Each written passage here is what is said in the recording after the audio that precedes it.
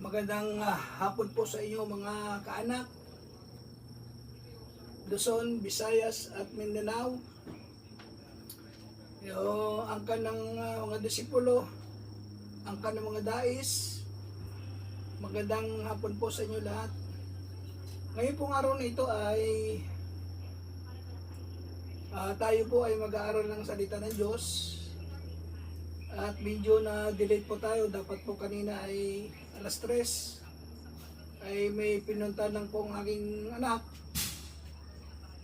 At na-late po tayo ng ilang oras. Ngayon pong araw nito, bago tayo magsimula sa pag-aaral po ng ating Panginoon, tayo po ay sama-sama na manalangin sa ating Panginoon. Tayo po ngayon pong hapon po ito ay live po tayo sa Facebook. Kaya tayo po ay magsama-sama ngayon pong araw na ito sa pag-aral po ng salita ng Diyos. Ngayon pong araw na ito ay tayo po ay mahal tayong yumuko at tayo po ay manalangin sa ating Panginoon bago tayo ay magsimula. Hallelujah. Thank you, Jesus. O amang banal makapayon sa lahat. Ngayon pong araw nito, Panginoon, kami ay nagpapasalamat, nagpupuri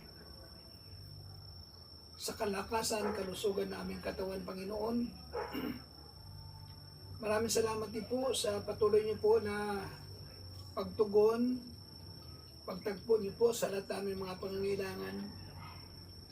Pagpalain po niyo ang aking mga kaanak, Luzon, Visayas at Mindanao, ang kanilang hanap buhay, Panginoon. Pagpalain po ninyo ang kanilang kalusugan, Lord Jesus. Inibos lang pagpalain, Panginoon. Ama, sa araw po ito, inyo po kami samahan. Matnubayan na yung Espiritu sapagkat sinabi niyo po na 2 o 3 nagkakatipon sa iyong pangalan, ikaw ay naririto sa aming kalagitnaan. Panginoon, kami ay nagpapakumbaba na kami iyong turuan at nubayan. Ganyan po kami ng Espiritu sa aming pong pag-aaral. Ipagad mo sa amin, Ama, ang iyong pong Espiritu ng karunungan, word of wisdom, word of knowledge, Lord, sa pamamagitan ng iyong salita, Amang Banal. Maraming salamat po at sa iyo po namin pinagkakatiwala, Ama, ang aming buhay sa araw na ito.